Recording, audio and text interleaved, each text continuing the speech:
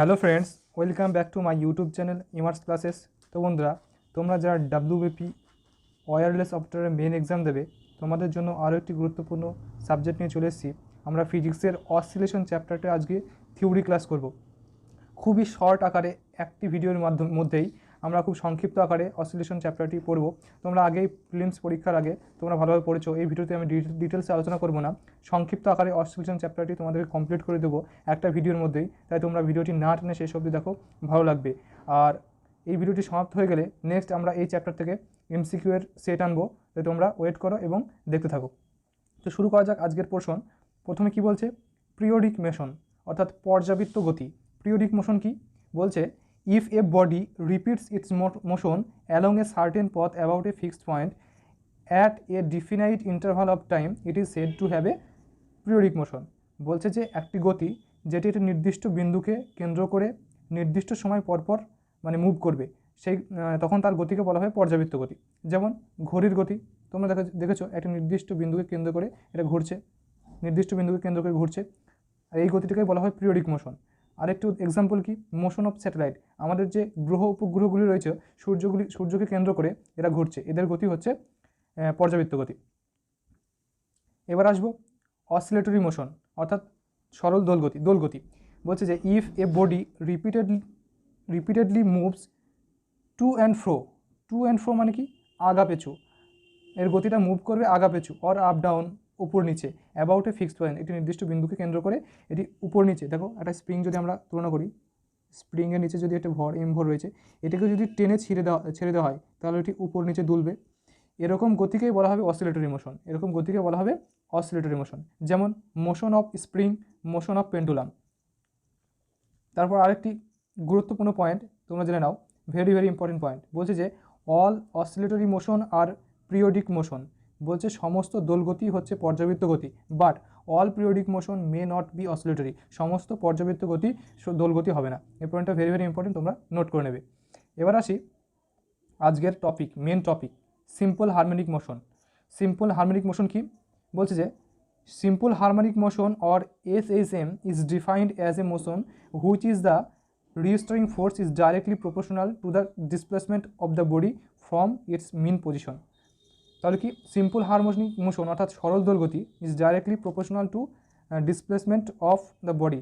বলছে এখানটায় যে ফোর্সটা রয়েছে, ফোর্সটা কী বলে, ফোর্স রিস্টোরিং ফোর্স অর্থাৎ প্রত্যানয়ককারী বল। বাংলায় যার অর্থ হচ্ছে যে প্রত্যানয়ককারী বল, এই বলটা বলছে যে ডাইরেক্টলি প্রপোর্শনাল টু ডিসপ্লেসমেন্ট।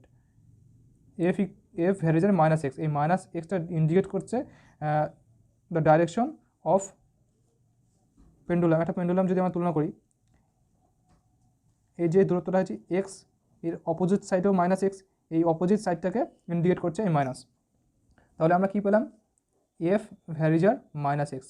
আরেকটা বলছে যে direction of the restoring force is always towards the mean position. তাহলে কি, এই প্রত্যানয়নকারী বলের ডাইরেকশন সবসময় সাম্য অবস্থানের দিকে থাকবে। সাম্য অবস্থান কোনটি, এইটি হচ্ছে সাম্য অবস্থান। তাহলে এই যে বলটা সবসময় সাম্য অবস্থানের দিকে ক্রিয়া করবে। তাহলে এফ ভ্যারিজার মাইনাস এক্স আর ভ্যারিজার যদি আমরা তুলিয়ে দিই তাহলে কী হবে, F varies as minus F equals to minus k x, যেখানটা কে হলো বল ধ্রুবক। আমরা জানি F equals to m a minus k x, অর্থাৎ a equals to minus k by m x. A equals to এই k by m equals to হচ্ছে omega square, যেখানটা ওমেগা হলো অ্যাঙ্গুলার ভেলোসিটি, অর্থাৎ omega square x. A equals to minus omega square x, এটি হচ্ছে সরল দোলগতির main সমীকরণ। এটি হচ্ছে সরল দোলগতির মেন সমীকরণ। আর এখান থেকে যেটা আমরা পেলাম omega square equals to k by m, আর আমরা জানি ওমেগা ইকুয়ালস টু কি 2π/t। এখান থেকে লিখতে পারি omega equals to root over k by m, আর এখানটায় 2π/t equals to root over k by m. অতএব টি ইকুয়ালস টু 2π√m/k। এই সূত্রটি তোমরা মনে রাখবে, পরে কাজে লাগবে। নেক্সট, এবার আসি equation of simple harmonic motion. Simple harmonic মোশনের সমীকরণটা কি, সাইন দিয়ে যে সমীকরণটা রয়েছে সেই সমীকরণটা কি তোমরা মনে রাখবে, displacement X equals to A sine omega T plus phi. যেখানটায় এক্স হলো ডিসপ্লেসমেন্ট, এ হচ্ছে অ্যামপ্লিটিউড অর্থাৎ বিস্তার, ওমেগা হচ্ছে অ্যাঙ্গুলার ফ্রিকোয়েন্সি, টি হচ্ছে টাইম এবং ফাই হচ্ছে ইনিশিয়াল ফেজ ডিফারেন্স অর্থাৎ প্রাথমিক দশা। তাহলে এটি হচ্ছে সিম্পল হারমোনিক মোশনের সাধারণ ইকুয়েশন। এবার আসি differential equation of simple harmonic motion. Simple harmonic motion অর্থাৎ সরল দোলগতির ডিফারেন্সিয়াল ইকুয়েশন কী হবে? দেখো আমরা কি জানি বেগ সমান কী হয়? বেগ সমান সবসময় হয় ডিএক্স ডিটি, আর ত্বরণ এ ইকুয়ালস টু কী হয়? D by d t into v. আর আমরা ভি সমান কত পেয়েছি? D by d t into d x d t. এটা ডেরিভেট করলে পাবো আমরা d square x by d t square. তাহলে আমরা ত্বরণের মান কত পেলাম? D square x by d t square. আর আমরা কি জানি? বল F equals to m a. আবার আমরা জানি F equals to minus k x. এটা আমরা সিম্পল হারমোনিক মোশন থেকে জানতে পারলাম। তাহলে এই দুটি সমীকরণ আমরা ইকুয়ালস করতে পারি। M a equals to minus k x, a equals to minus k by m into x. K by m equals to তো আগেই বললাম ওমেগা স্কোয়ার, আর এ সমান কত? D square d two x by d t square equals to minus omega square x. অতএব d square x by d t square plus omega square x equals to 0। এটি হচ্ছে simple harmonic মোশনের differential equation of S H M. আমি খুবই সংক্ষিপ্ত আকারে তোমাদেরকে বলে দেওয়ার চেষ্টা করছি, একবার শুধু তোমরা চোখ বুলিয়ে নাও। নেক্সট আসবো velocity of S H M অর্থাৎ সিম্পল হারমোনিক মোশনের গতি। দেখো আমরা একটু আগে কী পড়ে আসলাম? সিম্পল হারমোনিক মোশনের সাধারণ সমীকরণ X equal to A sine omega T plus phi. তাহলে আমরা যদি এটাকে ডিফারেন্সিয়েশন করি অর্থাৎ ডিএক্স ডিটি, তাহলে কি পাবো? A cos omega T plus phi, আর এটুকু ডিফারেন্সিয়েশন করলে পাবো আমরা ওমেগা অর্থাৎ a omega cos omega t. Next a omega root over cos মানে কি? কসের সূত্রটাকে আমরা এভাবে লিখতে পারি 1 minus root over 1 minus sine square omega টি প্লাস ফাই। তাহলে আমরা কি করব? এটাকে আমরা রুটের ভেতরে ঢুকিয়ে নেব। তাহলে omega into a square minus a square sine square omega T plus phi. তাহলে আমরা প্রথম ইকুয়েশনে কি পেয়েছি? X equals to A sine omega t. তাহলে এই ইকুয়েশনে আমরা এক্সের ভ্যালুটা পুট করে দিতে পারি। তাহলে ডিএক্স ডিটি ইকুয়ালস টু কী পেয়ে যাবো আমরা? Omega into square minus x square. আর এই ডিএক্স ডিটি মানেই তো ভি অর্থাৎ ভেলোসিটি। তাহলে ভেলোসিটির ফর্মুলা আমরা কী পেলাম? Omega into root over a square minus x square, যেখানে এ হলো অ্যামপ্লিটিউড, এক্স হলো ডিসপ্লেসমেন্ট এবং ওমেগা হলো অ্যাঙ্গুলার ভেলোসিটি। তাহলে এখান থেকে এটি খুবই গুরুত্বপূর্ণ পয়েন্ট যেটি তোমাদের নোট করতে হবে, এক্সামে দেওয়ার সম্ভাবনা রয়েছে। বলছে যে যখন x equals two zero, x equals two zero মানে কি? যখন তার ডিসপ্লেসমেন্টটা জিরো হবে অর্থাৎ ইকুইলিব্রিয়াম পজিশন অর্থাৎ সাম্য অবস্থানে থাকবে, তখন কি হবে? যখন সাম্য অবস্থানে থাকবে তখন ভেলোসিটিটা কী হবে? Omega into root over square minus 0 root square অর্থাৎ ওমেগা এ। তাহলে ভি ইকুয়ালস টু হবে ওমেগা এ, আর এটি হচ্ছে এই বেগের ম্যাক্সিমাম ভ্যালু। তাহলে v max equals to omega a. যখন এটি সাম্য অবস্থায় থাকবে তখন এক্স ইকুয়ালস টু 0 হবে এবং ভি ম্যাক্স হবে ওমেগা এ। তাহলে তোমরা খেয়াল রাখবে, এটি গুরুত্বপূর্ণ পয়েন্ট, খুবই গুরুত্বপূর্ণ পয়েন্ট। এবার নেক্সট আমরা চলে যাব acceleration of simple harmonic motion. Simple harmonic মোশনের ত্বরণ কি? আমরা দেখো আগের ইকুয়েশনে পড়লাম ভি ইকুয়ালস টু কি? এ ওমেগা কস ওমেগা টি প্লাস ফাই। তাহলে এটাকে যদি আমরা আবার ডিফারেন্সিয়েশন করি তাহলে আমরা ত্বরণ পাবো a equals to d v d t equals to কসের আমরা যদি ডেরিভেশন করি তাহলে একটা মাইনাস পাবো এ ওমেগা, আবার এখান থেকে যদি আমরা ডেরিভেশন করি আবার একটা ওমেগা পাবো, তাহলে direct A omega square sine omega T plus phi. তাহলে আমরা এটা লিখতে পারি minus omega square A sine omega T plus phi. দেখো প্রথম ইকুয়েশনে আমরা কী করেছিলাম, সাধারণ equation X equal to A sine omega T plus phi. তাহলে এই ভ্যালুটা যদি আমরা পুট করে দিই পাবো মাইনাস ওমেগা স্কোয়ার এক্স। তাহলে a equals to omega square minus x, এটি হচ্ছে ত্বরণের মান। এবার এখান থেকে আমরা যে কি পয়েন্টে পাবো, এ ইকুয়ালস টু কি মাইনাস ওমেগা স্কোয়ার এক্স। তাহলে যখন আমরা এর বিস্তারটা যখন অপোজিট সাইডে হবে, অপোজিট সাইডে যখন এর বিস্তার হবে অর্থাৎ X equals to minus A, opposite সাইডে এর বিস্তার যখন হবে অর্থাৎ X equals to minus A, then A maximum মান পাবো, এর ম্যাক্সিমাম পাবো তখন। তাহলে অতএব কী হবে, ওমেগা স্কোয়ার এ, এটি হচ্ছে ত্বরণের ম্যাক্সিমাম ভ্যালু। আর মিনিমাম ভ্যালু যখন কখন হবে, মিনিমাম ভ্যালু হবে যখন ডাইরেকশনটা এই দিকে হবে, অ্যামপ্লিটিউড প্লাস এ হবে। তাহলে মিনিমাম হবে এ মিনিমাম ইকুয়ালস হবে মাইনাস ওমেগা স্কোয়ার এ, এটি হচ্ছে ত্বরণের মিনিমাম ভ্যালু। এবার আসবো অসিলেশনস অফ স্প্রিং, একটি স্প্রিংয়ের দোলগতি। স্প্রিংয়ের দোলগতির ক্ষেত্রে আমরা দুটি জিনিস দেখব, একটা হচ্ছে সিরিজ আর একটা হচ্ছে প্যারালাল। সিরিজের ক্ষেত্রে কী হয়, তোমরা শুধু ফর্মুলাটুকুনি মনে রাখবে তাহলে হবে যথেষ্ট, আর কিছু জানার দরকার নেই, মানে ডিটেলস আমি যাব না আর কি। তাহলে স্প্রিং সিরিজ কানেকশনের ক্ষেত্রে কী হবে, স্প্রিংয়ের মনে রাখবে 1/k equals to 1/k1 plus 1/k2, অর্থাৎ k equals to k1 k2 by k1 plus k2। যদি k1 এটা k2 হয় আর ফোর্স দুজনেরই ইকুয়ালস হবে, এটি হচ্ছে সিরিজ কানেকশনের ক্ষেত্রে। এবার আমরা যদি প্যারালাল দেখি, প্যারালাল তোমরা তো রেজিস্ট্যান্স পড়েছিলে, রোধের যে সিরিজ কানেকশন এবং প্যারালাল কানেকশন তার ঠিক অপোজিট এইগুলো। তাহলে প্যারালালের ক্ষেত্রে কী হবে, প্যারালালের ক্ষেত্রে হবে কে equals to k1 plus k2, তোমরা খালি এইটুকুনি মনে রাখবে। তাহলে সিরিজের ক্ষেত্রে পেয়েছি k equals to k1 k2 by k1 plus k2, আর প্যারালালের ক্ষেত্রে হচ্ছে কে equals to k1 plus k2, মনে রাখবে। নেক্সট এবার আসবো total mechanical energy of simple harmonic motion.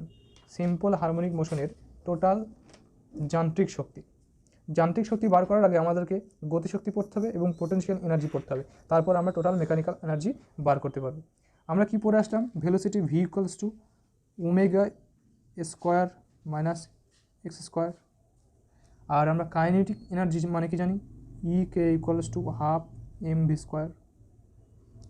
V এর এটা হচ্ছে ভি, এর স্কোয়ার করলে আমরা পাবো ওমেগা স্কোয়ার এ স্কোয়ার মাইনাস এক্স স্কোয়ার। তাহলে ইকুয়েশনটা দাঁড়াবে হাফ এম ওমেগা স্কোয়ার এ স্কোয়ার মাইনাস এক্স স্কোয়ার। এটি হচ্ছে কাইনেটিক এনার্জির ইকুয়েশন। এখান থেকেও একটি খুবই গুরুত্বপূর্ণ পয়েন্ট চলে আসবে, যখন সাম্য অবস্থায় থাকবে অর্থাৎ ইকুইলিব্রিয়াম পজিশন, তখন কী হবে, এক্স ইকুয়ালস টু 0 হবে। তাহলে গতিশক্তির সর্বাধিক মান পাবো E K equals to half M omega square A square, এটি হচ্ছে গতিশক্তির সর্বোচ্চ মান। খাতায় এগুলি সব নোট করবে। নেক্সট এবার আসি potential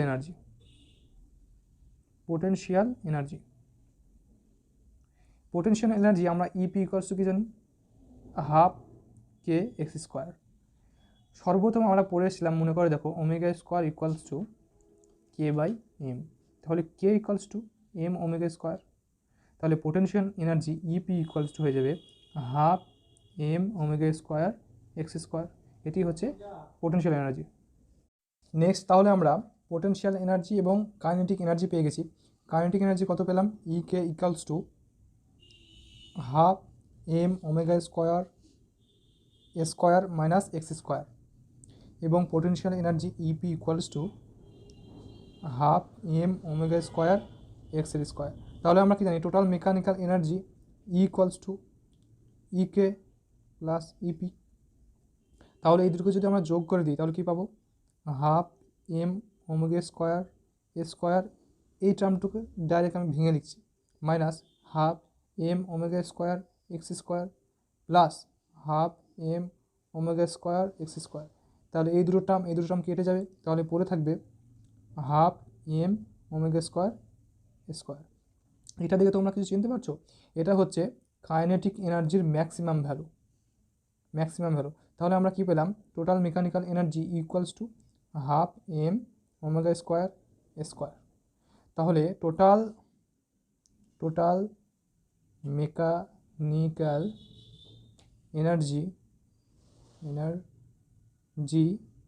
is equals to the maximum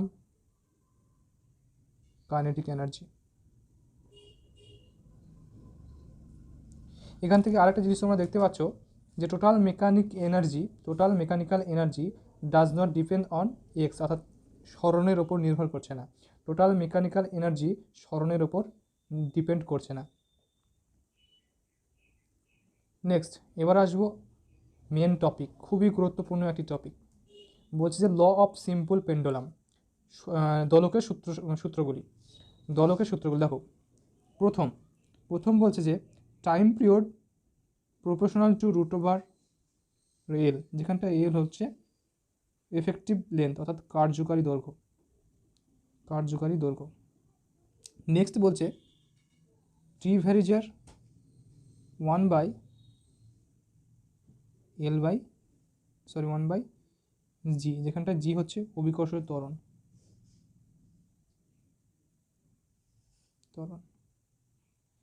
এই দুটো সূত্রকে যদি আমরা একসাথে কম্পেয়ার করি তাহলে পাবো টি ভ্যারিজার √L/g। আর যদি আমরা ভ্যারিজারটা তুলে দিই তাহলে সূত্রটি পাবো টি ইকুয়ালস টু 2π√L/g, যেখানটায় 2π হচ্ছে কনস্ট্যান্ট। ভেরি ইম্পর্টেন্ট একটি সূত্র, টি ইকুয়ালস টু 2πL/g। এই সূত্রের মাধ্যমে আমরা টাইম পিরিয়ড ফ্রিকোয়েন্সি বার করতে পারবো। দেখো, আমরা কি জানি? T equals two 2π/ω। তাহলে এখান থেকে আমরা আবার লিখতে পারি ওমেগা ইকুয়ালস টু 2πf। তাহলে টি ইকুয়ালস টু হয়ে যাবে 2π/2πf। তাহলে আমরা কি জানি? টাইম পিরিয়ড ইজ 1/f, অর্থাৎ ফ্রিকোয়েন্সির সাথে ব্যস্ত অনুপাতে পরিবর্তিত হয়। টাইম যদি বাড়ে তাহলে ফ্রিকোয়েন্সি কমবে। তোমরা মনে রাখবে, টাইম যদি বাড়ে তাহলে ফ্রিকোয়েন্সি কমবে। এবার আমরা নেক্সট এই সূত্র থেকে কী বার করতে পারো তোমরা দেখো। যদি লিফটের ক্ষেত্রে, ভেরি ইম্পর্টেন্ট, লিফটের ক্ষেত্রে যদি কোনো লিফট এ ত্বরণ নিয়ে ওপরের দিকে ওঠে এবং তার ভিতর যদি একটি পেন্ডুলাম থাকে, তাহলে কি হবে? যখন কোনো লিফটে এ ত্বরণ নিয়ে ওঠা হবে তখন তার ইফেক্টিভ অভিকর্ষ ত্বরণের কার্যকারী ভ্যালুটা বৃদ্ধি পেয়ে কী হবে? G dash equals to g plus a হয়ে যাবে। তাহলে আমরা কি জানি? T equals to 2π/L/g dash. এখানটায় যেহেতু এটা জি হচ্ছে এফেক্টিভ ভ্যালু, তাহলে টি ইকুয়ালস টু পেয়ে যাবো 2π√L/g প্লাস এ।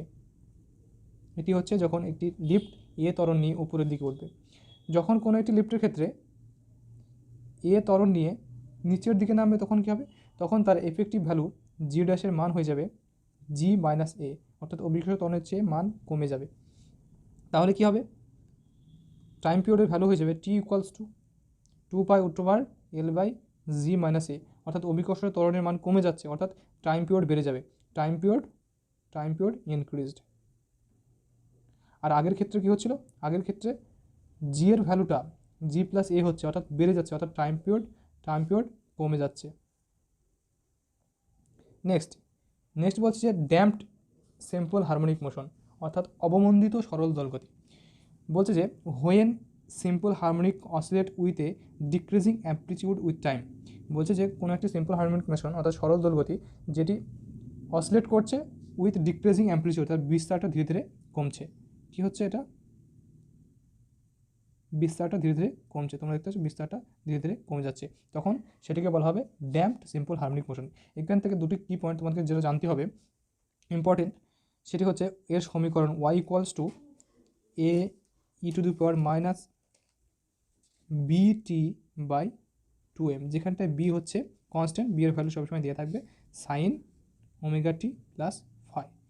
এইটুকু ভ্যালু হচ্ছে অ্যাম্পলিটিউড, এ ড্যাশ অ্যাম্পলিটিউড। আরেকটি সূত্র যেটা এখান থেকে তোমাদের মনে রাখতে হবে, angular frequency omega dash equals to root over k by m minus b square by 4m।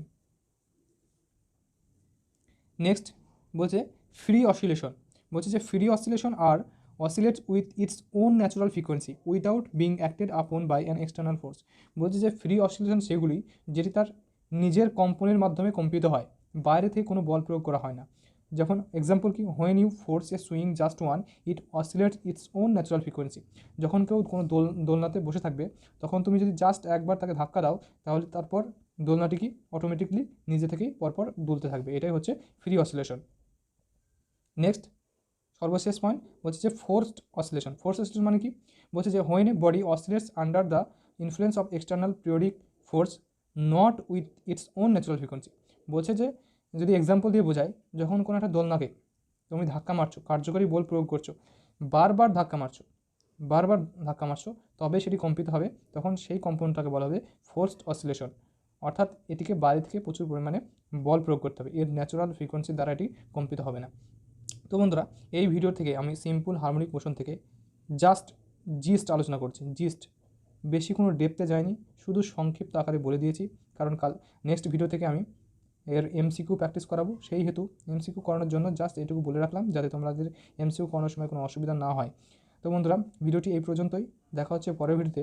এই ভিডিও ডিসক্রিপশনে আমার ক্লাসের সমস্ত ক্লাসের ফিজিক্স, তারপর জিকে সমস্ত ক্লাসের প্লেলিস্ট দেওয়া থাকবে, তোমরা পরপর ভিডিওগুলো দেখতে পারো। ফিজিক্সের টোটাল 2-3টে চ্যাপ্টার অলরেডি কমপ্লিট করে ফেলেছি, আজকে এটা নিউ চ্যাপ্টার হচ্ছে। আর টেলিগ্রাম চ্যানেলের লিঙ্কও দেওয়া আছে, তোমরা চাইলে জয়েন হতে পারো। Thanks for watching.